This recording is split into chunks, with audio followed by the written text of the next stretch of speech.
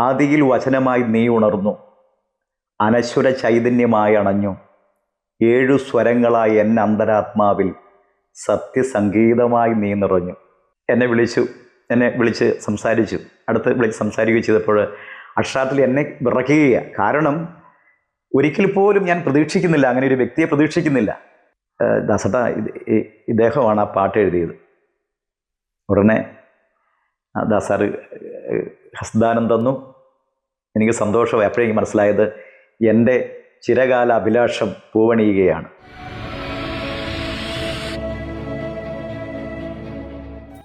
സ്നേഹമുള്ളവരെ, നമ്മുടെ ഏവരുടെയും പ്രിയങ്കരനായ ഗാനഗന്ധർവൻ ദാസേട്ടൻ്റെ 86ാം ജന്മദിനത്തിലേക്ക് നാം കടന്നു വരുമ്പോൾ എൻ്റെ എളിയ ഗാനരചനാ മേഖലയിലെ ഒരനുഭവം, ആദരണീയനായ ദാസേട്ടനുമായിട്ടുള്ള ഒരനുഭവത്തെക്കുറിച്ച് ഞാൻ പങ്കുവയ്ക്കുകയാണ്. ഞാൻ ഓർക്കുന്നു, ഞാൻ മാത്രമല്ല നമ്മളേവരും ഏറെ കൗതുകത്തോടെ, ഏറെ ഹൃദയ നിറവോടെ ആഗ്രഹിക്കുന്ന, അല്ലെങ്കിൽ കേൾക്കാൻ ആഗ്രഹിക്കുന്ന ഇമ്പസ്വരം, സാക്ഷാൽ ഗാന്ധർവ നാദം, താളം, ശ്രുതി, ലയം, ഭാവം, അത് ഓരോ മലയാളിയുടെ ഹൃദയത്തിൽ വേരൂന്നി കിടക്കുന്നതാണ്. ഞാൻ ഓർക്കുന്നുണ്ട്, കലയന്താനി ഗ്രാമത്തിൽ, ഇടുക്കി ജില്ലയിലെ തൊടുപുഴയ്ക്കടുത്ത് കലയന്താനി ഗ്രാമത്തിൽ, അവിടെയായിരുന്നു എൻ്റെ ബാല്യകാലം ഞാൻ ഓർക്കുന്നത്. അവിടെ ഓരോ പ്രഭാതത്തിലും അടുത്ത ദേവാലയത്തിൽ നിന്നും ഒഴുകി വരുന്ന ഭക്തിസാന്ദ്രമായ ഗാനങ്ങൾ. പുൽക്കൂട്ടിൽ വാഴുന്ന പൊന്നുണ്ണി, നിൻ തൃപ്പാദം കുമ്പിട്ടു നിൽക്കുന്നു ഞാൻ, ഭാരതം കതിരു കണ്ടു, ഈശ്വരനെ തേടി ഞാൻ നടന്നു, മഹേശ്വരാ നിൻ സുദിനം കാണാൻ, പരിശുദ്ധാത്മാവെ നീ എഴുന്നള്ളി വരണമേ എൻ്റെ ഹൃദയത്തിൽ,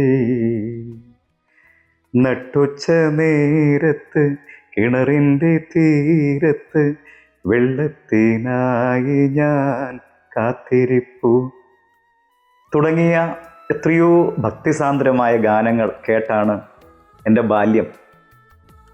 അധികം കാതോർത്ത് കാത്തിരിക്കും.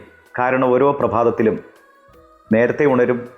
കാരണം ദേവാലയത്തിൽ നിന്നും ഈ ഗാനം അലയടിച്ച് വരുമ്പോൾ ആ ഭക്തിസാന്ദ്രമായ ഗാനത്തിൻ്റെ ഉടമ പിന്നീട് അറിഞ്ഞു, അത് നമ്മുടെ പ്രിയങ്കരനായ യേശുദാസ് എന്ന ദാസേട്ടൻ. അനേക ചലച്ചിത്ര ഗാനങ്ങൾ, റേഡിയോയിലൂടെ ഒഴുകി വരുന്ന ആ ഗാനങ്ങളുടെയൊക്കെ ശീലുകൾ ഹൃദയത്തിൽ നിറഞ്ഞ് ബാല കൗമാര യൗവനം വളർന്നപ്പോൾ ഞാൻ ഓർക്കുന്നുണ്ട്, തൊടുപുഴ ന്യൂമാൻ കോളേജിലെ എൻ്റെ കോളേജ് വിദ്യാഭ്യാസ കാലത്ത്, ആ കാലഘട്ടത്തിലെ ഒരു ദിവസം തൊടുപുഴയ്ക്കടുത്ത ഒരു തീർത്ഥാടന ദേവാലയമാണ് Muthalakodam saint George forane church. അവിടെ അന്ന് സേവനമനുഷ്ഠിക്കുന്ന വികാരി ഫാദർ എബ്രാഹിം പുളിക്കൽ, അസിസ്റ്റൻ്റായി സേവനമനുഷ്ഠിക്കുന്നത് ഫാദർ ജോസഫ് വെളിഞ്ഞാൽ. ഈ വെളിഞ്ഞാലിലെ അച്ഛൻ എൻ്റെ ഒരു നല്ല സൗഹൃദത്തിൻ്റെ ഉണർവാണ്. ഞങ്ങൾ രണ്ടുപേരും നല്ല കൂട്ടാണ്. അങ്ങനെ ഇരിക്കെ ഈ വെളിഞ്ഞാലിലെ അച്ഛൻ ഒരു ദിവസം എന്നോട് പറഞ്ഞു, നാളെ ബേബിച്ച മുതലക്കുളം വരെ ഒന്ന് വരാമോ? ഞാൻ ചോദിച്ചു, എന്താ അച്ഛാ? ഒരു വിശേഷമുണ്ട്, പറയാം. ഞാൻ പറഞ്ഞു, എന്താണെന്ന് പറ. അതിവിടെ വരുമ്പോൾ പറയാം. ഒരു പ്രത്യേകമായ കാര്യമാണ്. എനിക്ക് കൗതുകം തോന്നി, ആഗ്രഹം തോന്നി. പിറ്റേന്ന് ഞാൻ കോളേജിൽ ചെന്നു. 2 പേരുടെ കട്ട് ചെയ്തിട്ട് ഞാൻ നേരെ മുതലക്കോടം പള്ളിയിലെത്തുകയാണ്. അച്ഛനോട് ചോദിച്ചു, എന്താ അച്ഛനെ വിളിച്ചത്? അച്ഛൻ പറഞ്ഞു, ഒരു വലിയ കാര്യമുണ്ട്, കാത്തിരിക്കുക. പ്രിയമുള്ളവരെ, ഒരു 11 മണി സമയമായപ്പോൾ ഒരു വാഹനം ദേവാലയ മുറ്റത്ത് നിന്നു. ശുഭ്ര വസ്ത്രധാരിയായ ദാസേട്ടൻ, തൊട്ടു പിന്നാലെ പ്രഭച്ചേച്ചി, 3 മക്കൾ. അക്ഷരാർത്ഥത്തിൽ ഞാൻ എന്ത് പറയണമെന്നറിയില്ല, അത്രമാത്രം. കാരണം ഇതൊന്ന് സ്വപ്നമാണോ എന്ന് ചിന്തിച്ചു പോയ നിമിഷങ്ങൾ. അങ്ങനെ ദാസേട്ടൻ ജസ്റ്റ് പള്ളിയിൽ കയറിയിട്ട് തിരിച്ച് ഈ വികാരി അച്ഛൻ്റെ അബ്രാഹം പുളിക്കൽ അച്ഛൻ്റെ മുറിയിലേക്ക് വന്നു. അച്ഛൻ അവരെ സ്വീകരിച്ചിരുത്തി. ഈ അസിസ്റ്റൻ്റ് വെളിഞ്ഞാൽ അച്ഛൻ്റെ കൂടെ ഞാനും മെല്ലെ റൂമിലേക്ക് കയറി. ദാസേട്ടൻ വന്ന കാര്യങ്ങളൊക്കെ, ദേവാലയ സന്ദർശനത്തിൻ്റെ കാര്യങ്ങളൊക്കെ പറഞ്ഞു. അങ്ങനെ അച്ഛനുമായി സംസാരിച്ചിരിക്കുന്നു. കുറേ നേരം സംസാരിച്ചു. അപ്പോൾ ഈ അസിസ്റ്റൻ്റ് വികാരിയായ ഈ വെളിഞ്ഞാൽ അച്ഛൻ അങ്ങനെ എന്നെയും പരിചയപ്പെടുത്തുകയാണ്. അച്ഛൻ പറയുന്നു, അന്ന് ഞാൻ കുറേശ്ശെ ഈ സ്കൂൾ കോളേജ് തലങ്ങളിലെ കുറേശ്ശെ കവിതകളൊക്കെ എഴുതും, പാട്ടുപാടും, ഇങ്ങനെയൊക്കെയുള്ള ചില കുഞ്ഞു കുഞ്ഞു കഴിവുകൾ ഉള്ള കാലഘട്ടമാണ്. അപ്പോൾ ഈ വെളിഞ്ഞാൽ അച്ഛൻ എന്നെ ദാസേട്ടനെ പരിചയപ്പെടുത്തി. അച്ഛ, ഞങ്ങളുടെ നാട്ടിലെ ഒരു എഴുത്തുകാരനാണിത്, ബേബി ജോൺ, കലയന്താനി സ്വദേശിയാണെന്നൊക്കെ പറഞ്ഞ് പരിചയപ്പെടുത്തുക. ഈ ദാസേട്ടൻ സ്നേഹത്തോടെ എന്നെ വിളിച്ച് സംസാരിച്ചു. അടുത്ത് വിളിച്ച് സംസാരിക്കുകയും ചെയ്തപ്പോൾ അക്ഷരാർത്ഥത്തിൽ എന്നെ വിറയ്ക്കുകയാണ്. കാരണം ഒരിക്കൽ പോലും ഞാൻ പ്രതീക്ഷിക്കുന്നില്ല, അങ്ങനെ ഒരു വ്യക്തിയെ പ്രതീക്ഷിക്കുന്നില്ല. അതുമാത്രവുമല്ല, ഈ നമ്മൾ ഗാനങ്ങളിലൂടെ മാത്രം പരിചിതമായ ആ ശബ്ദം അങ്ങനെ കേട്ട് കുഞ്ഞുനാൾ മുതൽ വളർന്ന ആ ശബ്ദത്തിൻ്റെ ഉടമ അടുത്ത് നിൽക്കുമ്പോൾ ഒന്നും പറയാൻ വാക്കുകളില്ല. അപ്പോൾ ദാസർ ചോദിച്ചു, പാട്ട് പാടുമോ? ഞാൻ പറഞ്ഞു, കുറേശ്ശെ പാടും, എന്നാലും എനിക്ക് കൂടുതൽ എഴുതാനാണ് താല്പര്യം. അങ്ങനെ സാർ പറഞ്ഞു, ഈ എഴുത്തിനോടൊപ്പം പാട്ടുകൾ എഴുതുമ്പോൾ തന്നെ പാട്ട് പാടാൻ കഴിവുള്ളവർക്ക് അതിൽ സംഗീതാത്മകമായൊരു തലം കൂടിയുണ്ട്. അപ്പോൾ ഈ പാട്ട് എഴുതുമ്പോൾ ഒരു ഈണം ഒക്കെ മനസ്സിൽ ഉണ്ടായെന്ന് വരാം. ആ സംഗീതാത്മകതയും ഒന്ന് വളർത്തിയെടുക്കുക എന്ന് അദ്ദേഹം പറഞ്ഞു. അദ്ദേഹം പറഞ്ഞ ഒരു കാര്യം ഞാൻ ഇന്നും ഓർക്കുകയാണ്. അദ്ദേഹം പറഞ്ഞത്, അതിന് ചിലപ്പം സംഗീതം പഠിക്കാൻ കിട്ടുന്ന അവസരം ഒന്നും നഷ്ടപ്പെടുത്തരുത്, അങ്ങനെ പഠിക്കാൻ കഴിയുമെങ്കിൽ അത് വലിയ കാര്യമാണ്. ഇനി അത് പഠിക്കാൻ കഴിഞ്ഞില്ല എന്ന് കരുതി ഒരിക്കലും നിരാശപ്പെടുകയൊന്നും വേണ്ട. കാരണം ഹൃദയത്തിൽ സ്ഥായിയായ സംഗീത അഭിരുചിയുള്ളവർക്ക് അതിൽ പരിപോഷിപ്പിച്ചെടുത്ത് അതിൽ നിന്നും സാംശീകരിച്ചെടുത്തു കഴിഞ്ഞാൽ സംഗീതാത്മകതയിൽ വളരാൻ പറ്റും. ഇങ്ങനെയൊക്കെ പറഞ്ഞപ്പോൾ അക്ഷരാർത്ഥത്തിൽ എൻ്റെ ഹൃദയം ജ്വലിച്ചു. കാരണം അതൊരു വലിയ പ്രോത്സാഹനമായ ഒരു വാക്കുകളായിരുന്നു. പിന്നീട് അദ്ദേഹം ദേവാലയ സന്ദർശനം കഴിഞ്ഞ് അപ്പോഴേക്കും ദാസാർ വന്നൊന്ന് അറിഞ്ഞു കഴിഞ്ഞപ്പോഴേക്കും ആൾക്കാരെല്ലാം ഓടിക്കൂടി, അവിടെ എല്ലാം ഒത്തിരി ആളുകളായി. അധികം വൈകാതെ അദ്ദേഹം ദേവാലയത്തിൽ കയറി പ്രാർത്ഥിച്ചു, മടങ്ങിപ്പോയി.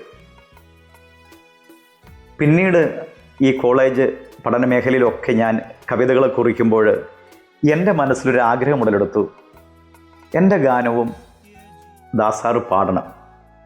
അങ്ങനെ ഒരു ആഗ്രഹമായിരുന്നു. അതിന് വേറൊരു പ്രത്യേകമായൊരു ഉൾത്തലം കൂടി ഉണ്ടായിരുന്നു.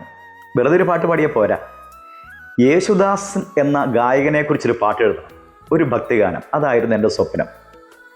അങ്ങനെ ഈ 86 കാലഘട്ടം മുതൽ ഞാനിങ്ങനെ പ്രാർത്ഥനാപൂർവം ഈ പാട്ടുകൾ ദാസേട്ടനെക്കുറിച്ച് ഒരു ഗാനം കുറിക്കുക, അങ്ങനെയുള്ള സ്വപ്നവുമായി ഞാൻ ചിന്തിച്ച് ഈ രടികൾ കുറിച്ചു. ഒരു ഗാനം തന്നെ ഒരുക്കി. ആ ഗാനം ഇങ്ങനെയായിരുന്നു: ആദിയിൽ വചനമായി നീ ഉണർന്നു, അനശ്വര ചൈതന്യമായി അണഞ്ഞു, 7 സ്വരങ്ങളായി എൻ അന്തരാത്മാവിൽ സത്യസംഗീതമായി നീ നിറഞ്ഞു. യേശുവേ സ്നേഹഗായക, നിൻ്റെ ദാസനായിന്നു പാടുന്നു ഞാൻ. അപ്പോൾ യേശുദാസ് ആ പേരിൽ അങ്ങനെ അങ്ങനെ ആ പാട്ട് മുഴുവൻ സംഗീതാത്മകമായി അല്ലെങ്കിൽ യേശുദാസ് സാറിൻ്റെ ജീവിതവുമായി കണക്ട് ചെയ്ത് കിടക്കുന്ന ആശയം നിരത്തി. ഇനി ഇതെങ്ങനെ ദാസാറുമായി കണക്ട് ചെയ്യണം? അത്ര എളുപ്പമുള്ള കാര്യമല്ല. കാരണം ഈ കലയന്താനി അല്ലെങ്കിൽ തൊടുപുഴയുടെ ഒരു മൂലയിൽ കിടക്കുന്ന ഞാൻ ഈ യേശുദാസ് എന്ന ഈ മഹാ സംഗീത പർവ്വതം അവിടേക്ക് എങ്ങനെ എത്തപ്പെടും? അങ്ങനെ ഇരിക്കവെയാണ് ഇടയ്ക്ക് ഒരിക്കൽ ബഹുമാനപ്പെട്ട ജഡ്സൺ ആൻ്റണി എന്ന പ്രശസ്തനായ സംഗീത സംവിധായകൻ, തരംഗിണിക്ക് വേണ്ടി അനേകം ഗാനങ്ങൾ ചെയ്ത പ്രശസ്തനായ ഗിറ്റാറിസ്റ്റ്, പ്രത്യേകിച്ച് യേശുദാസ് സാറിൻ്റെയൊക്കെ ട്രൂപ്പിൽ തന്നെ ഗിറ്റാറിസ്റ്റായി പ്രവർത്തിച്ചുകൊണ്ടിരിക്കുന്ന ജഡ്സൺ ആൻ്റണി ചേട്ടൻ.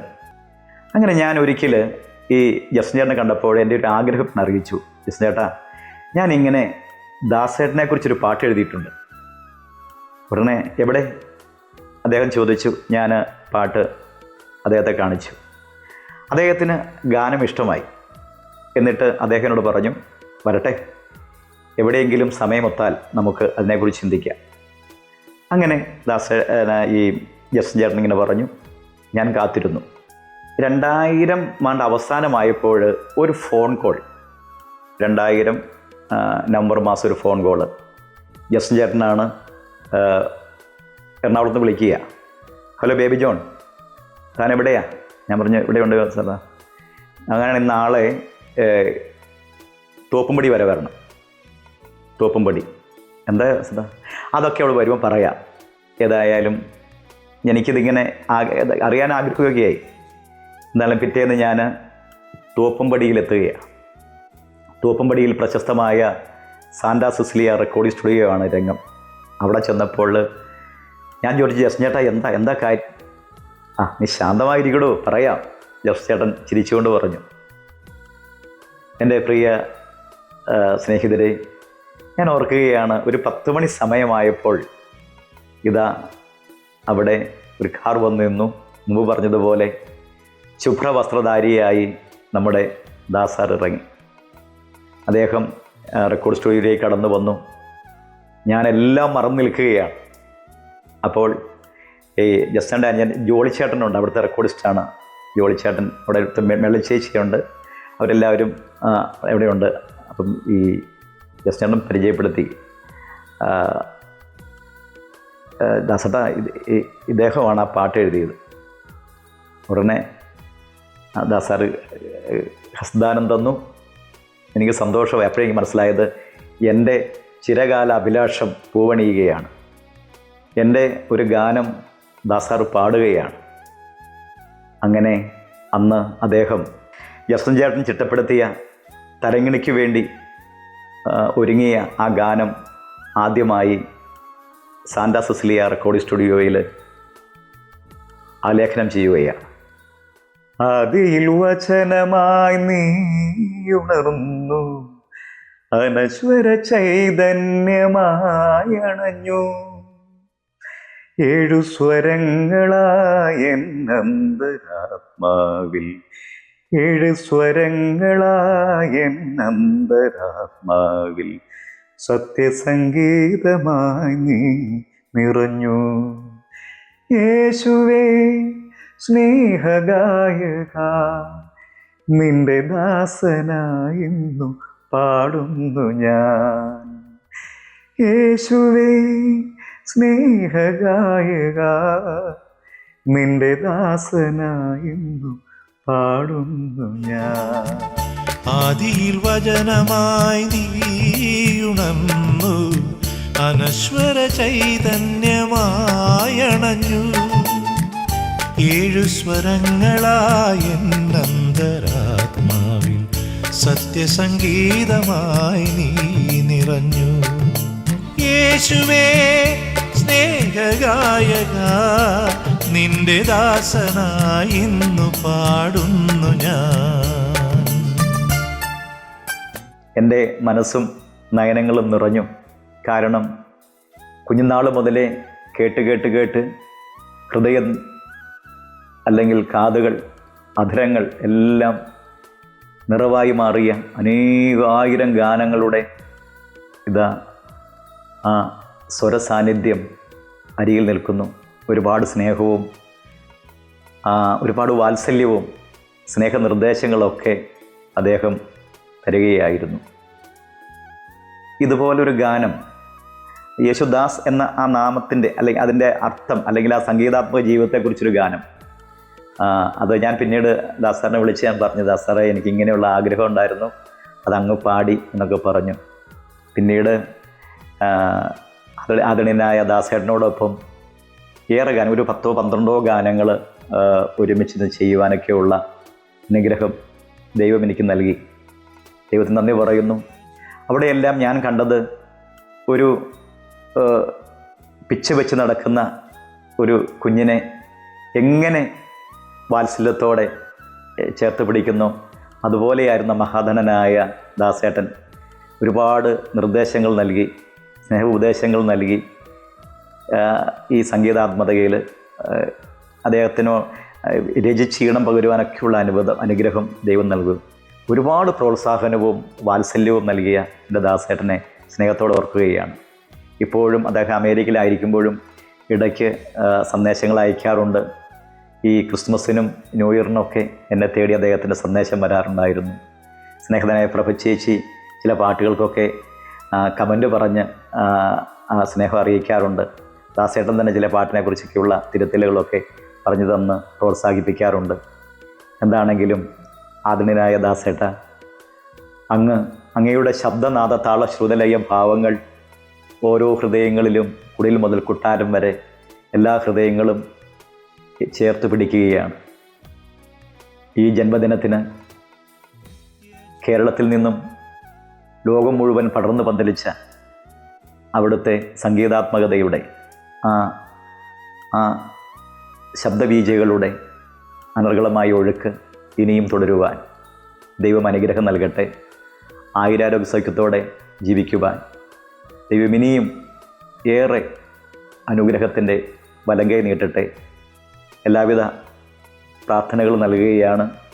അങ്ങേക്കും അങ്ങയുടെ കുടുംബത്തിനും എല്ലാവിധ പ്രാർത്ഥനകളും മംഗളങ്ങളും ആശംസകളും നേർന്നുകൊണ്ട് സ്നേഹത്തോടെ നിർത്തുകയാണ്.